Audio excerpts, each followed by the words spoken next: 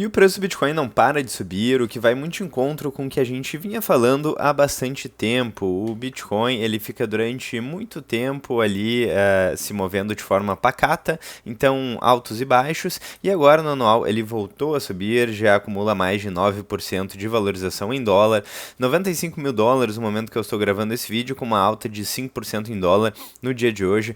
Está sendo um dia muito interessante para o Bitcoin e tudo isso está acontecendo exatamente depois daquela questão que eu falei para vocês da possibilidade da MicroStrategy e outras Bitcoin Treasury Companies não serem mais cotadas em grandes índices. Então, eu falei sobre isso alguns vídeos atrás, sobre uma potencial manipulação de preço do Bitcoin e, aparentemente, a partir agora do início do ano, de fato, foi definido que o Bitcoin, as empresas que possuem Bitcoin fariam, sim, parte desses índices e o preço, então, não para de subir. Muito interessante o que está acontecendo e foram justamente a adoção institucional, os Bitcoin Treasury Companies, que fizeram parte de boa parte da valorização do preço do Bitcoin aí nessa última pernada de alta. Então realmente parece que a teoria faz cada vez mais sentido conforme o tempo vai passando e estamos vendo aí essa valorização do Bitcoin no dia de hoje e no anual com quase 10% de valorização em dólar. Falando em reais, aqui o preço do Bitcoin já acima dos 500 mil reais, meio milhão de reais, então 514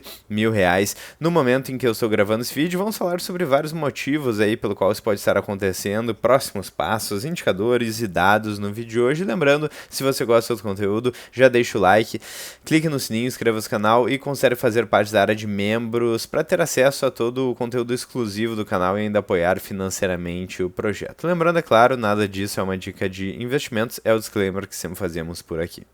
Então, post aqui do Felipe De Martini no x.com, abre aspas. O padrão do maior rally do ouro em 45 anos está se formando no Bitcoin. Então, o CEO da Bitwise, gestora de 5 bilhões de dólares em ETFs de Bitcoin, conectou os pontos. Esse padrão explica porque o Bitcoin rendeu menos do que o esperado neste ciclo, e é o que a gente vem falando já há alguns vídeos, e projeta um futuro absurdamente bullish, que também vai muito em encontro com o que a gente vem falando, que é o fato do ouro aí antecipar essa liquidez que vai entrando em ativos escassos com a crescente descrença nas moedas fiduciárias. Bom, então a história aqui é simples. Em 2022, bancos centrais dobraram as compras de ouro depois os Estados Unidos congelarem ativos da Rússia, ou seja, já faz algum tempo que bancos centrais estão aumentando a exposição ao ouro. Então, no caso aqui, foram de 500 para 1.000 toneladas por ano. E o preço, o que aconteceu então? Quase flat, ele aumentou muito pouco. Vendedores seguraram a demanda, então o ouro em 2023 subiu apenas, entre aspas, 13%, e em 2024, entre aspas, apenas 27%.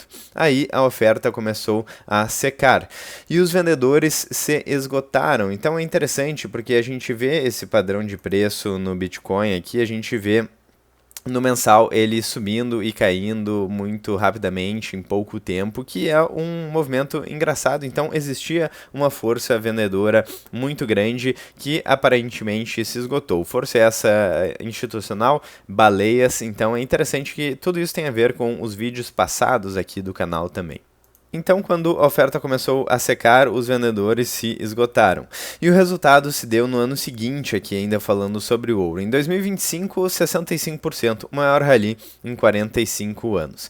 E agora, falando sobre Bitcoin, a estrutura parece ser muito parecida. Temos ETFs e empresas comprando pesado desde janeiro de 2024, holders de longo prazo vendendo e absorvendo a demanda e preço lateral, ou seja, é o mesmo padrão. Então, o ouro, tivemos 3 anos de absorção, depois 65 de valorização em dólar. Lembrando que o ouro é um ativo de praticamente 30 trilhões de dólares de market cap de valor de mercado. Então, consequentemente, essas valorizações do ouro em termos percentuais acabam sendo menos abruptas que o Bitcoin, é menos volatilidade em preço. Então, quando a gente fala aí sobre uma possibilidade de acontecer a mesma coisa com o Bitcoin que aconteceu com o ouro, o potencial de valorização pode ser ainda maior. Não temos como prever o futuro, mas eu acho que sim, faz muito sentido essa tese aqui. E o Bitcoin, então, teve 2 anos de absorção E está contando, né? Então continua.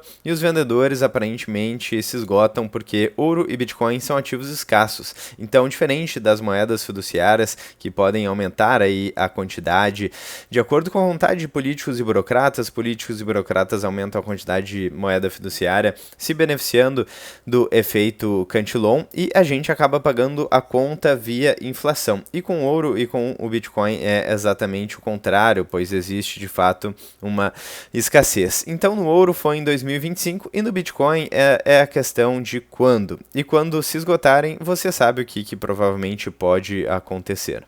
Então aqui lembrando a linha do tempo que já mencionamos em um vídeo passado aqui no canal e que realmente parece estar se concretizando essa, entre aspas, teoria da conspiração. A gente teve recentemente, né, essa questão do MSCI decidindo manter empresas de tesouraria de Bitcoin em seus índices. E a MicroStrategy comemora, isso aconteceu exatamente agora em janeiro de 2026, no início do ano, que foi exatamente quando o preço do Bitcoin voltou a disparar, aqui voltou a subir, temos uma valorização de quase 10%. Bom, e o que é essa tal de MSCI?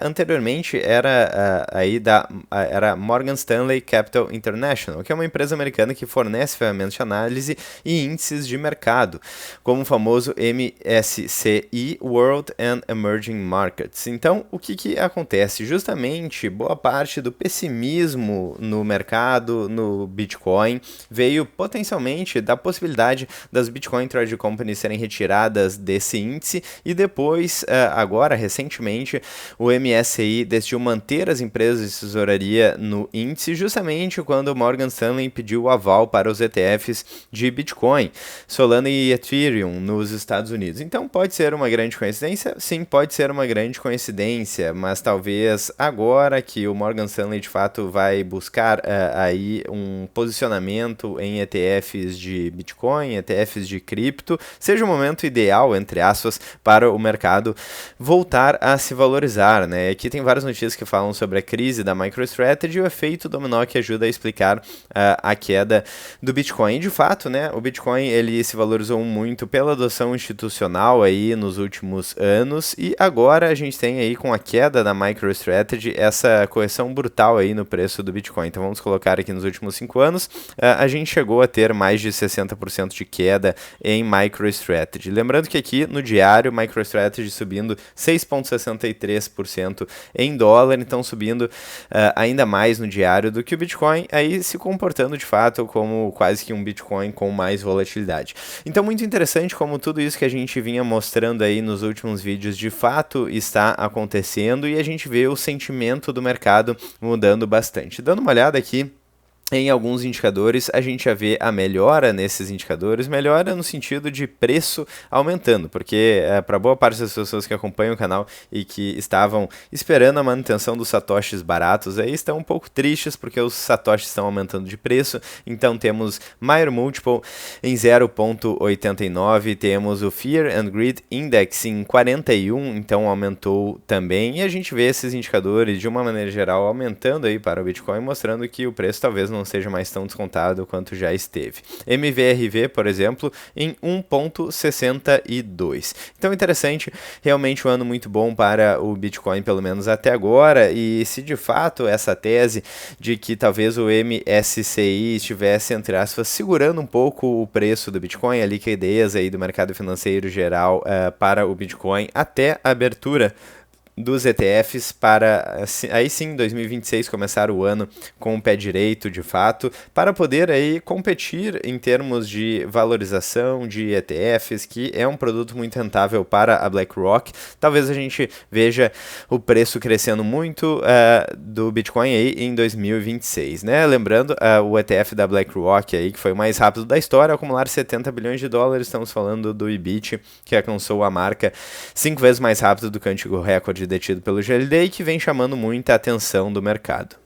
E lembrando aqui, né, temos também essa notícia de um diretor aqui da BlackRock no Brasil que revelou que a principal fonte de receita da maior gestora do mundo, a BlackRock, era então o ETF de Bitcoin. Aqui a notícia do Estadão, e realmente foi uma bomba aí que saiu, porque a maior gestora do mundo não só de fato se rendeu, entre aspas, ao Bitcoin, criou o ETF, mas está mencionando publicamente que os ETFs de Bitcoin são a maior fonte de receita para a empresa, né? E então é uma grande surpresa, diz ele, né? Talvez não tanto para os bitcoinheiros, então talvez por isso que boa parte dos grandes players aí, Morgan Stanley, então e outros estejam entrando no mercado, e seria muito bom, né, para eles entrar no mercado em um ano de valorização, em um ano de bull market. Talvez o preço estivesse sendo segurado aí durante um tempo e agora soltaram a mão, abriram as porteiras em 2026. Vamos ficar de olho aí no preço do Bitcoin,